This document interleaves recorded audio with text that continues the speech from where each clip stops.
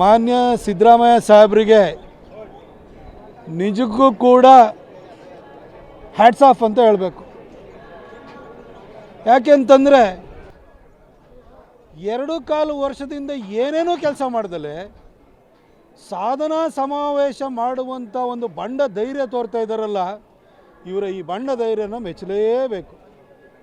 ಸಿದ್ದರಾಮಯ್ಯ ಸಾಹೇಬ್ರೆ, ಮೈಸೂರಲ್ಲಿ ಸಾಧನಾ ಸಮಾವೇಶ ಮಾಡ್ತಾಯಿದ್ದೀರಿ.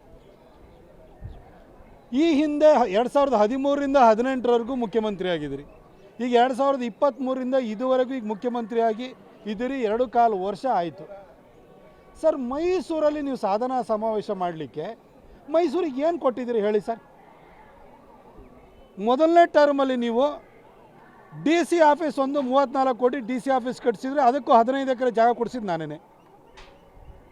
ಅದಾದ ನಂತರ ಚಾಮರಾಜ ಕ್ಷೇತ್ರದ MLA ಆಗಿದ್ದಂತಹ ವಾಸಣ್ಣವರ ಒತ್ತಾಸೆಯಿಂದಾಗಿ ಒಂದು ಮಹಾರಾಣಿ ಕಾಲೇಜ್ ಬಂತು, ಒಂದು 50 ಕೋಟಿ ರೂಪಾಯಿದು. ಯಡಿಯೂರಪ್ಪ ಸಾಹೇಬರು ಈ ರಾಜ್ಯದ ಮುಖ್ಯಮಂತ್ರಿ ಆಗಿದ್ದಾಗ ಮೈಸೂರಿಗೆ ಜಯದೇವನ ಕೊಟ್ಟಿದ್ದರು, ರಾಮದಾಸ್ಜಿಯವರ ಪ್ರಯತ್ನ ಇತ್ತು. ತದನಂತರ ಶಂಕರಲಿಂಗೇಗೌಡರು KRS ರೋಡಲ್ಲಿ ಅದಕ್ಕೆ ಜಾಗವನ್ನು ಹೊಸ ಬಿಲ್ಡಿಂಗ್ ಕಟ್ಟಕ್ಕೆ ಜಾಗ ಗುರುತಿಸಿದ್ರು. ನೀವು ಮುಖ್ಯಮಂತ್ರಿ ಆದಮೇಲೆ ಅದಕ್ಕೊಂದು 180 ಕೋಟಿ ಕೊಟ್ಟು ಉಳಿದ ದುಡ್ಡನ್ನು ಟ್ರಸ್ಟ್ ಅವರೇ ಹಾಕಿ ಒಂದು ಬಿಲ್ಡಿಂಗ್ ಕಟ್ಟಿಸಿರು. ಇದ್ರ ಹೊರತಾಗಿ ನಿಮ್ಮ ಏನು ಸಾಧನೆ ಇದೆ ಹೇಳಿ ಸರ್? ಅದರಲ್ಲೂ ವಿಶೇಷವಾಗಿ ಈ ಟರ್ಮಲ್ಲಿ ಈ ಲಾಸ್ಟ್ 2.25 ವರ್ಷದಲ್ಲಿ ಏನು ಕೆಲಸ ಮಾಡಿದಿರಿ ಹೇಳಿ ಸರ್? ಯಾಕೋಸ್ಕರ ನೀವು ಸಾಧನಾ ಸಮಾವೇಶ ಮಾಡ್ತಾಯಿದ್ದೀರಿ? ಹೇಳ್ಕೊಳಕ್ಕೆ ಏನಾದರೂ ಕೆಲಸ ಬೇಕಲ್ವಾ? ಯಾವ ಕೆಲಸ ನೀವು ಮಾಡಿದ್ದೀರಿ ಅನ್ನೋದನ್ನು ದಯವಿಟ್ಟು ಹೇಳಿ ಸರ್. ಒಂದೇ ಒಂದು ಕೆಲಸಗಳು ಮೈಸೂರಿನಲ್ಲಿ ಆಗಿಲ್ಲ. ಮೈಸೂರಿಗೆ 2600 ಕೋಟಿ ಕೊಟ್ಟಿದ್ದೀನಿ, 2600 ಕೋಟಿ ಕೊಟ್ಟಿದ್ದೀನಿ ಅಂತ ಹೇಳಿ ಹೇಳ್ತಾನೇ ಇದ್ದಾರೆ. ಆದರೆ 2600 ಕೋಟಿ ಎಲ್ಲಿದೆ? ಯಾವ ಹೊಸ ಯೋಜನೆ ಮಾಡಿದಿರಿ? ಯಾವ ಹೊಸ ಪ್ರಾಜೆಕ್ಟನ್ನು ತಂದಿದ್ದೀರಿ? ಯಾವ ಹೊಸ ಬಿಲ್ಡಿಂಗನ್ನು ಕಟ್ಟಿಸಿದಿರಿ? ದಯವಿಟ್ಟು ಹೇಳಿ ಸರ್. ಯಾವ ಕೆಲಸನೂ ಆಗಿಲ್ಲ.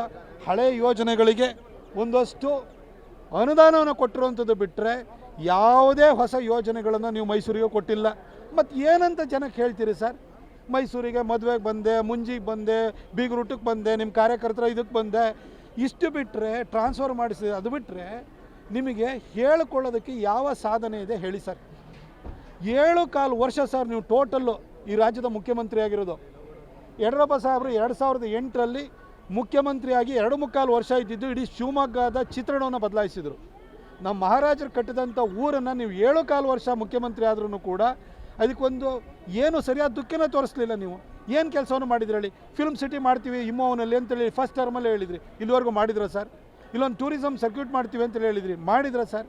ಇವತ್ತು ಮಂಡ್ಯ ಇರ್ಬೋದು, ಮೈಸೂರು ಇರ್ಬೋದು, ಚಾಮರಾಜನಗರ ಇರ್ಬೋದು, ಕೊಡಗು ಇರ್ಬೋದು, ಹಾಸನ ಇರ್ಬೋದು, ಈ ಹಳೆ ಮೈಸೂರು ಭಾಗದ ಈ ಟಿಪಿಕಲ್ ಹಳೆ ಮೈಸೂರು ಭಾಗ ಅಂತೇನಿದೆಯಲ್ಲ, ಇಲ್ಲಿ ನಿಮ್ಮ ಕೊಡುಗೆ ಏನಿದೆ ಸರ್ ಹೇಳಿ ಸರ್? ಏನೇನೂ ಇಲ್ಲ ನಿಮ್ಮದು ಕೊಡುಗೆ. ಮತ್ತು ಏನು ಅಂತ ನೀವು ಸಾಧನಾ ಸಮಾವೇಶ ಮಾಡ್ತೀರಿ? ಎಲ್ರಿಗೂ ಕೂಡ ನೀವು ಡೆತ್ ಸರ್ಟಿಫಿಕೇಟ್ ಮಾಡೋದಕ್ಕೆ ಜಾಸ್ತಿ ರೇಟ್ ಮಾಡಿದ್ದು, ನಿಮ್ಮ ಪಾಣಿ ಪಟ್ಟ ತೊಗೊಳ್ಳೋದಕ್ಕೆ ಜಾಸ್ತಿ ರೇಟ್ ಮಾಡಿದ್ದು, ಬರ್ತ್ ಸರ್ಟಿಫಿಕೇಟಿಗೆ ದುಡ್ಡು ಜಾಸ್ತಿ ಮಾಡಿದ್ದು, ಹಾಲಿಂದ ದರವನ್ನು 9 ರೂಪಾಯಿ ಜಾಸ್ತಿ ಮಾಡಿದ್ದು, ಅಗತ್ಯ ಸೇವೆಗಳ ಬೆಲೆಯನ್ನು ಜಾಸ್ತಿ ಮಾಡಿದ್ದು, ಮುದ್ರಾಂಕ ಬೆಲೆಯನ್ನು ಜಾಸ್ತಿ ಮಾಡಿದ್ದು, ಮೈಸೂರು ಸಿಟಿಗೆ 5 ರೂಪಾಯಿನೂ ಕೊಡದಲೇ ಇರೋವಂಥದ್ದು. ಇದನ್ನು ನೀವು ಸಾಧನೆ ಅಂತ ಹೇಳ್ಕೊಳ್ತೀರಾ ಸರ್? ಸರ್, ಇಲ್ಲಿರುವಂಥ ಒಂದು ಕೆಲಸ ಇವತ್ತು ಚಾಮುಂಡಿ ಬೆಟ್ಟದ ಅಭಿವೃದ್ಧಿಯಿಂದ ಹಿಡಿದು ಬೆಂಗಳೂರು ಮೈಸೂರು ಹೈವೇ ಇರ್ಬೋದು, ರಿಂಗ್ ರೋಡ್ ಇರ್ಬೋದು, software technology park of India ಇರ್ಬೋದು, ರೈಲ್ವೆ ಡಿಪಾರ್ಟ್ಮೆಂಟಲ್ಲಿ ಆಗಿರುವಂಥ ಬೆಳವಣಿಗೆ ಇರ್ಬೋದು, ಮೈಸೂರು ಜಿಲ್ಲೆಯ 11 ವಿಧಾನಸಭಾ ಕ್ಷೇತ್ರಗಳಿಗೂ ಅಮೃತ್ ಮತ್ತು ಜಲಜೀವನ್ ಮಿಷನಲ್ಲಿ ಸಾವಿರಾರು ಕೋಟಿ ರೂಪಾಯಿ ದುಡ್ಡನ್ನು ಕೊಟ್ಟು ಇವತ್ತು ಕುಡಿಯೋ ನೀರನ್ನ ಕೊಡ್ತಾ ಇರೋದು ಎಲ್ಲದೂ ಕೂಡ ಮೋದಿಯವರು ಕೊಡ್ತಾ ಇದ್ದಾರೆ. ನೀವು ಏನು ಅಂತ ಹೇಳ್ಕೊಳ್ತೀರಿ ಸರ್? ಯಾವ ಕೆಲಸನೂ ಇಲ್ಲ.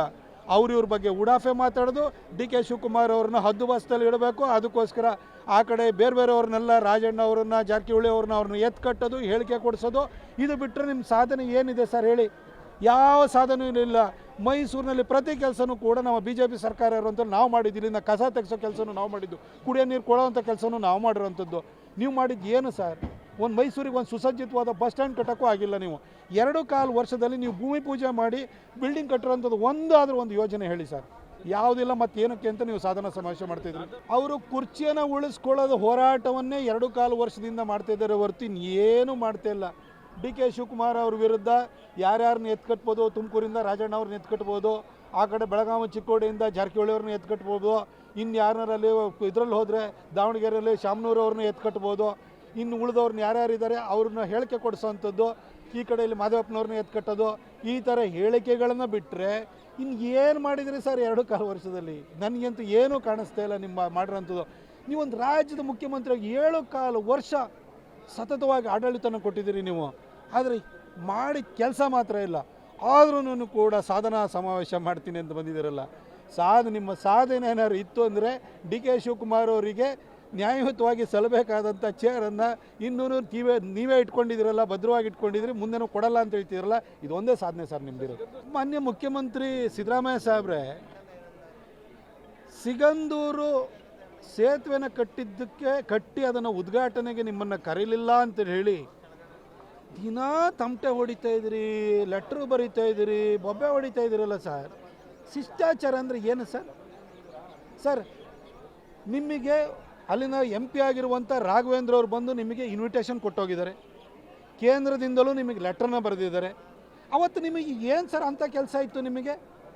ಇಂಡಿನಲ್ಲಿ ನಿಮ್ಮದೇ ಒಂದು ಕಾರ್ಯಕ್ರಮ ಇಟ್ಕೊಂಡಿದ್ರಿ ಸರ್. ಹೆಲಿಕಾಪ್ಟ್ರಲ್ಲಿ ನೀವು ಬೆಂಗಳೂರಿಂದ ಮೈಸೂರಿಗೆ ಬರೋಕ್ಕೆ ಹೆಲಿಕಾಪ್ಟ್ರಲ್ಲಿ ಬರ್ತೀರಿ, ಮೈಸೂರಿಂದ KR ನಗರಕ್ಕೆ ಹೆಲಿಕಾಪ್ಟ್ರಲ್ಲಿ ಹೋಗ್ತೀರಿ, KR ನಗರದಿಂದ HD ಕೋಟೆಗೆ ಹೆಲಿಕಾಪ್ಟ್ರಲ್ಲಿ ಹೋಗ್ತೀರಿ, ಅಲ್ಲಿಂದ ವಾಪಸ್ಸು ನೀವು ಬೆಂಗಳೂರಿಗೆ ಹೋಗೋಕ್ಕೆ ಹೆಲಿಕಾಪ್ಟ್ರಲ್ಲಿ ಹೋಗ್ತೀರಿ ಸರ್.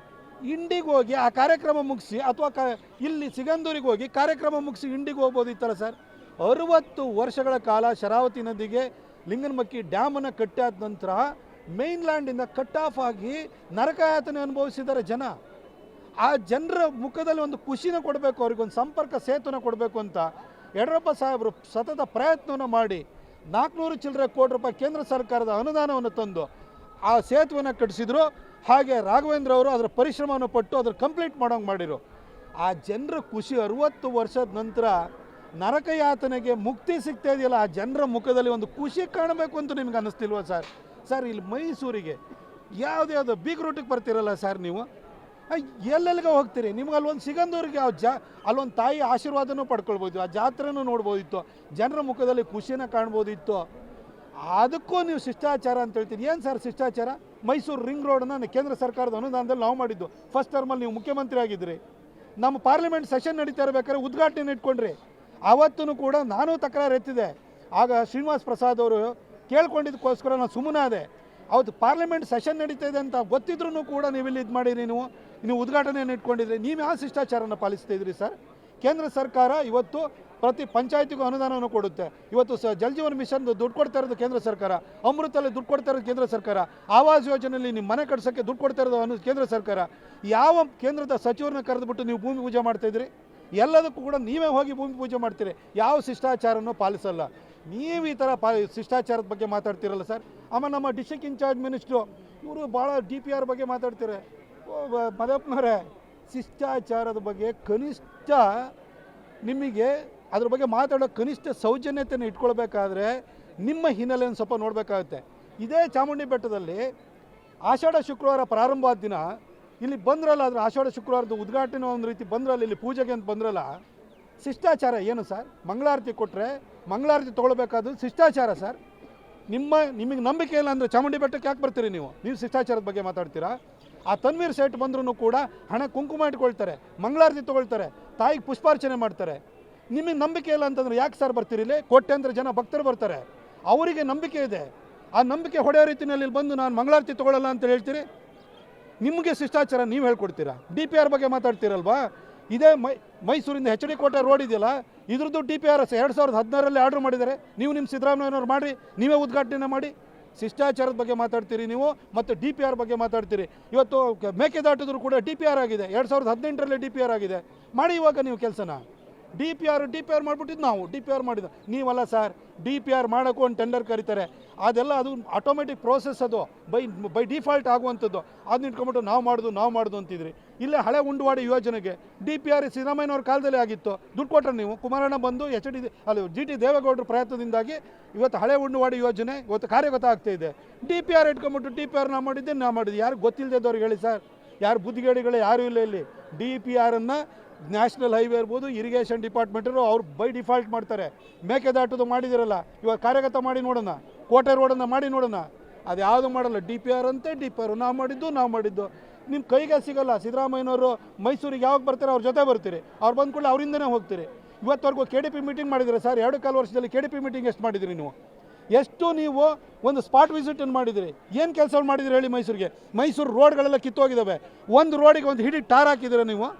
ಏನು ಸಾಧನಾ ಸಮಾವೇಶ ಅಂತೆ, ಶಿಷ್ಟಾಚಾರ ಅಂತೆ, ಇದೊಂಥರ ಭೂತದ ಬಾಯಲ್ಲಿ ಭಗವದ್ಗೀತೆ ಬಂದಂಗೆ ಆಗ್ತಾಯಿದೆ ಇವ್ರ ಮಾತುಗಳನ್ನು ಕೇಳ್ತಾ ಇದ್ರಿ. ಇಲ್ಲೇ ರಾಜಶೇಖರ ಕೋಟಿಯವರು ಹಿರಿಯ ಪತ್ರಕರ್ತರಿದ್ದರು. ಅವರು ತೀರ್ಕೊಂಡಾಗ ಸಕಲ ಸರ್ಕಾರಿ ಗೌರವದೊಂದಿಗೆ ಗಾರ್ಡ್ ಆಫ್ ಆನರ್ ಕೊಟ್ಟು ಅವ್ರನ್ನ ಕ್ರಿಮೇಷನ್ ಆಯಿತು. ಇತ್ತೀಚೆಗೆ ಕೋಲಾರದಲ್ಲಿ ದಲಿತ ಸಂಘರ್ಷ ಸಮಿತಿಯ ಒಬ್ಬ ವ್ಯಕ್ತಿ ಅಲ್ಲಿ ತೀರ್ಕೊಂಡಾದ ನಂತರ ಅವರಿಗೂ ಕೂಡ ಹೋರಾಟವನ್ನು ಹಿನ್ನೆಲೆ ಇದೆ ಅನ್ನೋ ಕಾರಣಕ್ಕೋಸ್ಕರ ಅವ್ರಿಗೂ ನೀವು ಕೂಡ ಗಾರ್ಡ್ ಆಫ್ ಆನರ್ ಕೊಟ್ರಿ. ಈ ಭಾಗದಲ್ಲಿ ಪತ್ರಿಕೋದ್ಯಮದಲ್ಲಿ ಒಂದು ಮೇರು ವ್ಯಕ್ತಿತ್ವವಾಗಿದ್ದಂಥ ಕೆ ಬಿ ಗಣಪತಿಯವರು ತೀರ್ಕೊಂಡ್ರು. ಅವರಿಗೆ ಒಂದು ಕನಿಷ್ಠ ಸೌಜನ್ಯ ಇಲ್ವಲ್ಲ ಸರ್?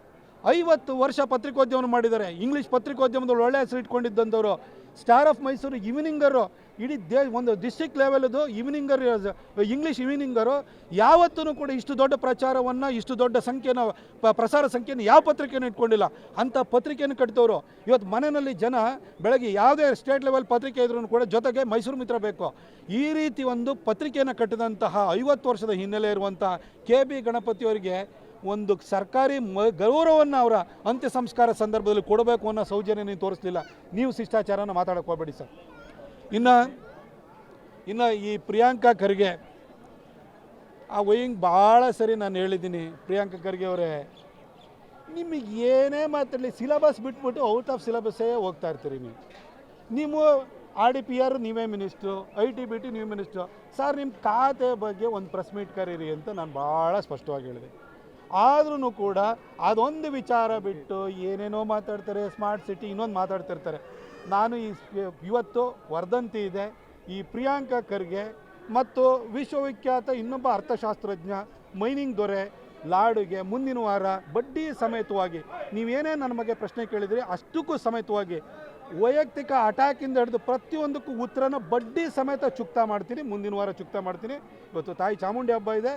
ಇವತ್ತು ಬೇರೆ ರಾಜಕೀಯನ ಮಾತಾಡ್ತಿರಲಿಲ್ಲ, ಆದರೆ ಸಾಧನಾ ಸಮಾವೇಶ 2 ದಿನಕ್ಕೆ ಇರೋದ್ರಿಂದ ಆ ವಿಚಾರವನ್ನು ಮಾತಾಡಿದ್ದೀನಿ. ಮುಂದಿನ ವಾರ ಮತ್ತೆ ಸಿಗೋಣ. ಈ ಪ್ರಿಯಾಂಕಾ ಖರ್ಗೆಯನ್ನು, ಈ ಸಂತೋಷ್ ಲಾಡ್ನ ಇವ್ರು ಎಂಥವ್ರು ಅನ್ನೋದ್ರ ಬಗ್ಗೆನೂ ನಾನು ಎಕ್ಸ್ಪೋಸ್ ಮಾಡ್ತೀನಿ. ಕಳೆದ 3 ವಾರಗಳಿಂದ ಆಷಾಢ ಶುಕ್ರವಾರ ಲಕ್ಷಾಂತರ ಜನ ಭಕ್ತರು ರಾಜ್ಯ ಮತ್ತು ದೇಶದ ವಿವಿಧೆಡೆಯಿಂದ ಬರ್ತಾ ಇದ್ದಾರೆ. ತಾಯಿಯ ದರ್ಶನವನ್ನು ಪಡೆದು ತಾಯಿಯ ಆಶೀರ್ವಾದವನ್ನು ಪಡ್ಕೊಳ್ತಾ ಇದ್ದಾರೆ. ನಾಳೆ ಕಡೆ ಆಷಾಢ ಶುಕ್ರವಾರ, ಅದರ ಹಿಂದಿನ ದಿನ ಇವತ್ತೇ ಗುರುವಾರ ತಾಯಿಯ ವರ್ಧಂತಿ ಬಂದಿದೆ. ತಾಯಿಯ ಹುಟ್ಟುಹಬ್ಬ ಇವತ್ತು ಉತ್ಸವ ಮೂರ್ತಿಯನ್ನು ಪಲ್ಲಕ್ಕಿಯಲ್ಲಿ ಕೂರಿಸಿ ಮೆರವಣಿಗೆನೂ ಕೂಡ ಇದೆ. ಹಾಗಾಗಿ ಇವತ್ತು ಕೂಡ ಬಹಳ ದೊಡ್ಡ ಸಂಖ್ಯೆಯಲ್ಲಿ ಭಕ್ತಾದಿಗಳು ಆಗಮಿಸುವಂತಹ ಎಲ್ಲ ಸಾಧ್ಯತೆಗಳಿದೆ. ಎಲ್ಲ ತಯಾರಿಗಳು ಕೂಡ ನಡೆದಿದ್ದಾವೆ. ಎಲ್ರಿಗೂ ಕೂಡ ತಾಯಿ ಚಾಮುಂಡೇಶ್ವರಿಯ ಕೃಪೆ ಸಿಗಲಿ, ಆಕೆಯ ಆಶೀರ್ವಾದ ಸಿಗಲಿ ಅಂತ ಹೇಳಿ ಪ್ರಾರ್ಥಿಸ್ತೀನಿ. ಈ ನಾಡನ್ನು ನಾಡದೇವತೆಯಾಗಿರುವಂತಹ ತಾಯಿ ಚಾಮುಂಡೇಶ್ವರಿ ಸದಾ ಸುಭಿಕ್ಷೆಯಿಂದ ಇಡಲಿ ಅಂತೇಳಿ ನಾನು ಪ್ರಾರ್ಥಿಸ್ತೇನೆ.